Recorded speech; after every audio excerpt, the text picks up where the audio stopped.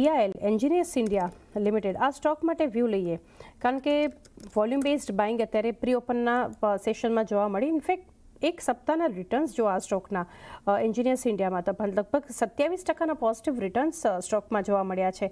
View કઈ રીતે, fundamentally EIL માટે કઈ રીતે સલાહ રહેશે આપની? જબરજસ્ત નો અપસાઇડ જોયું છે આપણે આ સ્ટોકમાં. અને અગર હું ક્વાર્ટરલી રિઝલ્ટ્સ ને એ બધું જોઉં તો સારું જ છે. આ યર સારું એવું પરફોર્મ થયું છે. અગર ઓર્ડર ઇન્ફ્લો પણ જોઉં તો ઓલમોસ્ટ 6,000 કરોડની આજુબાજુ છે. અને PSUનું સ્ટ્રોંગ કેપેક્સ વિઝિબિલિટી અહીંયાથી દેખાઈ રહી છે, એટલે એ એમનું એક સારું છે. હાઇડ્રોકાર્બન કેપેક્સ ધીરે ધીરે રિવાઇવ થઈ રહ્યું છે. થોડો ઓર્ડર ઇન્ફ્લો આઈ થિંક આગળ જઈને લંપી રહેશે એવું લાગે છે, પણ ધીરે ધીરે ઇન્ટરનેશનલ ઓર્ડર ખાસા સ્કેલઅપ થઈ રહ્યો છે.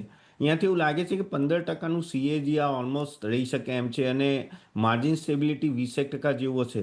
ખાલી એક આનો જો એન્જિનિયર્સ ઇન્ડિયાનો એક જ જે નેગેટિવ પોઈન્ટ છે કે વર્કિંગ કેપિટલ સ્ટ્રેચ સારું એવું રહે છે, એટલે ત્યાં થોડું ઇન્ટરેસ્ટ કોસ્ટ પર ધ્યાન રાખવું પડશે. અને પ્રાઇવેટ સેક્ટરનું જે એક્સપોઝર થોડું ઓછું છે, એટલે PSU સેક્ટરમાં વધારે છે. અને એના લીધે શું થાય છે કેટલી વાર કે તમારું જે કેશ ફ્લો છે એ થોડું કર્ટેલ થઈ જાય છે ને ધીરે ડિલે થાય. એના લીધે વર્કિંગ કેપિટલ સ્ટ્રેચ થઈ શકે એમ છે.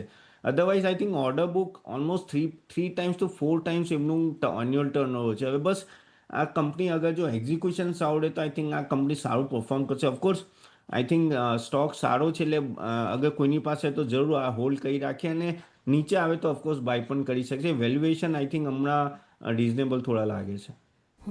રિઝનેબલ